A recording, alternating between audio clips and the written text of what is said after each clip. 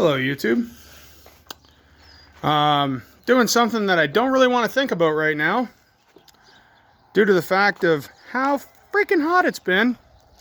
But I've been splitting wood, well, just last night and tonight. What I do is I had to change the head on the tractor here. You'll have to ignore the massive traffic noises. I am on the road to Provincial Park, so every once in a while it gets busy. But I switched the head on the tractor, so I put the forks on, which, thanks to my old farmer boss, he had a set of forks that fit my set, and he said I could have them when he quit farming. But I put the splitter on, and what I end up doing is I dump off piles of wood. By the way, if you have transfer yards, or like that's what we call it, trash yards, whatever you want to call them, for where your municipality, after a storm or whatever, they drop off all the wood and stuff. Great resources. For instance, mine, we can go up and get, if they're there, wood chips anytime we want. They're rough looking and ugly and whatnot, but it's free wood chips if you just need some mulch for some stuff. But also a ton of wood is cut up there, and I'll quite often go up there with my truck, or I'll pilfer the boss's dump trailer and I'll grab tons of wood. And a lot of times people cut it up into the right size that I need for my furnace, so works out good for me. I also have a long furnace. I can probably put in a 3-foot piece of wood. It's not as comfortable to do, but it works. But I throw her on the splitter and split away. Anyways, not what I want to be doing in this kind of heat, but it's something you have to think about. And what I tend to do is I have these crates, and I just, wherever the wood is, I try to park a crate beside me. As I split the wood, I throw it in the crate just willy-nilly, lift it up with the forks, and drop it off over here. And then in it goes. Actually, that was cut up from my giant maple tree, snapped off 40-foot branch, so there's some of it. But I'm slowly filling this up, and I stack it up all nice and purty until I get so far, and then I stand way back here and I just throw crap. Just keep throwing it up there. And it seems to bind up and catch up enough that I don't get too worried about it.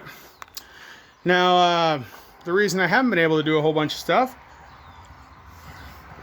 is, unfortunately, to anyone doesn't know, I've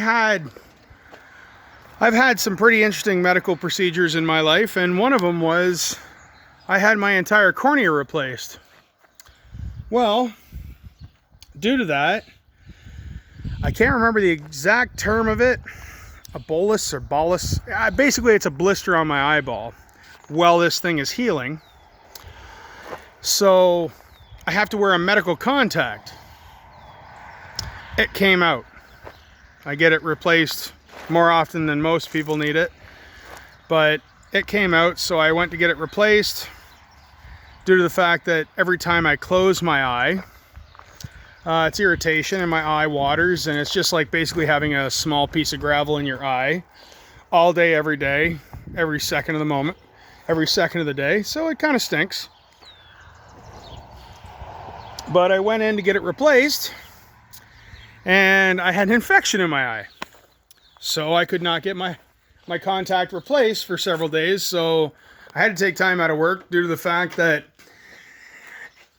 yes, I can keep my eye closed, but do me a favor and just try, to anyone who's ambitious, try to just keep one eye closed for 3 hours. All right?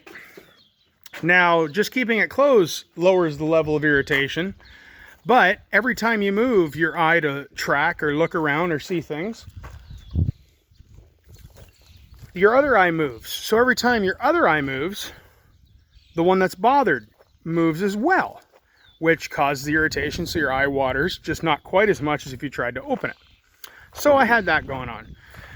Also, just see what it feels like to have a massive headache from just trying to keep one eye clamped and work outside in 40-degree weather. Finally, I'm able to do something, so I'm able to work away.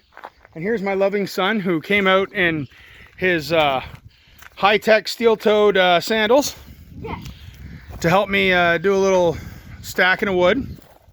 So we're gonna stack a little bit of wood.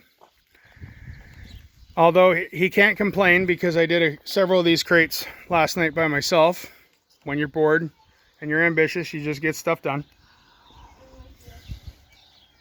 Anyways, guys, thanks for watching. And maybe I'll make a video. I gotta go this Thursday up to Toronto again. And I did find out from my optometrist after the new contact got put in and after the infection got brought down that one of the stitches from my surgery is now just flopping around in my eye. So I don't know what that means. We'll find out later. Thanks for watching, guys. Bye.